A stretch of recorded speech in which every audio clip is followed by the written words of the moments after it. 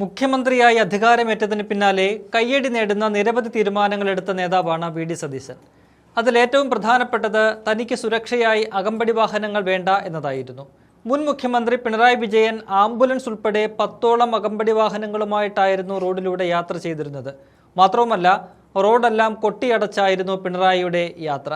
ഇതുമൂലം അക്കാലത്ത് ഏറെ നേരം യാത്രക്കാർക്ക് റോഡുകളിൽ കുടുങ്ങിക്കിടക്കേണ്ടി വന്നിട്ടുമുണ്ട്. എന്നാൽ അതിനും സതീശൻ അന്ത്യം കുറിക്കുന്നതാണ് നമ്മൾ കണ്ടത്. മുഖ്യമന്ത്രി എന്ന നിലയിലുള്ള യാത്രയിൽ തനിക്ക് ഒരു പൈലറ്റ് വാഹനം മാത്രം മതിയെന്നായിരുന്നു സതീശന്റെ നിലപാട്. എന്നാൽ ആഭ്യന്തര വകുപ്പിന്റെ സമ്മർദ്ദത്തെ തുടർന്ന് എസ്കോർട്ട് വാഹനം കൂടി ഒടുവിൽ ഉൾപ്പെടുത്താൻ തീരുമാനിച്ചു. സുരക്ഷാ വാഹനങ്ങൾ വെട്ടിക്കുറയ്ക്കാൻ കാരണമായ സതീശൻ അന്ന് പറഞ്ഞത് താൻ അത്ര വലിയ ആളൊന്നുമായിട്ടില്ല എന്നതാണ്. അതേസമയം ഇക്കാര്യത്തിൽ മുൻ മുഖ്യമന്ത്രി പിണറായി വിജയനെ അദ്ദേഹം കുറ്റപ്പെടുത്താനും തയ്യാറായില്ല.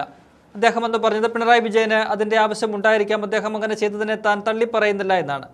തന്റെ യാത്രയ്ക്കായി ഗതാഗതം തടസ്സപ്പെടുത്തരുതെന്ന നിർദ്ദേശവും മുഖ്യമന്ത്രിയായി ചുമതലയേറ്റതിനു പിന്നാലെ സതീശൻ നൽകിയിരുന്നു.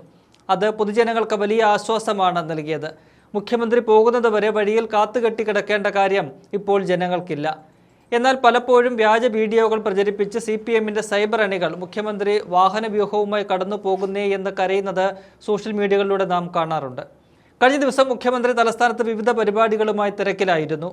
ശാന്തിഗിരിയിലേക്കുള്ള മുഖ്യമന്ത്രിയുടെ യാത്രയ്ക്ക് പോലീസ് 92 സുരക്ഷാ ഉദ്യോഗസ്ഥരെയാണ് നിയമിച്ചത്. തന്റെ യാത്രയിൽ പരമാവധി കുറച്ച് പോലീസുകാരെ മാത്രമേ സുരക്ഷാ ഡ്യൂട്ടിക്ക് നിയോഗിക്കാവൂ എന്ന മുഖ്യമന്ത്രിയുടെ നിർദ്ദേശം നിലനിൽക്കെയായിരുന്നു ഈ തീരുമാനം. നിലവിലെ മാറിയ രാഷ്ട്രീയ സാഹചര്യത്തിൽ പല വിഷയങ്ങളിലും മുഖ്യമന്ത്രിക്കെതിരെ പ്രതിഷേധമുണ്ടാകാനുള്ള സാധ്യത മുന്നിൽ കണ്ടായിരുന്നു പോലീസിന്റെ ഈ നീക്കം. വിഴിഞ്ഞം തുറമുഖം ഉൾപ്പെടെയുള്ള വിഷയങ്ങളിൽ മുഖ്യമന്ത്രിക്കെതിരെ CPM വലിയ രീതിയിൽ ആരോപണങ്ങൾ ഉയർത്തുന്ന സമയമാണ്. അതിനാൽ CPMന്റെ വിദ്യാർത്ഥി യുവജന സംഘടനകൾ തെരുവിലിറങ്ങാൻ തക്കം പാർത്തിരിക്കുകയുമാണ്. അതുകൊണ്ട് തന്നെ വഴിയിലുടനീളം പോലീസിനെ നിയോഗിച്ച് റൂറൽ SP-യുടെ നേതൃത്വത്തിലായിരുന്നു കനത്ത സുരക്ഷ ഒരുക്കിയത്. 22 SI-മാർ, 3 DYSP-മാർ, മഫ്തിയിൽ 50ഓളം പോലീസുകാർ എന്നിവരുൾപ്പെട്ടതായിരുന്നു സുരക്ഷാ സംഘം. നെടുമങ്ങാട്, ആറ്റിങ്ങൽ, വർക്കല പോലീസ് സബ് ഡിവിഷനുകളിലെ ഉദ്യോഗസ്ഥരെയാണ് ഈ ഡ്യൂട്ടിക്കായിട്ട് നിയമിച്ചത്.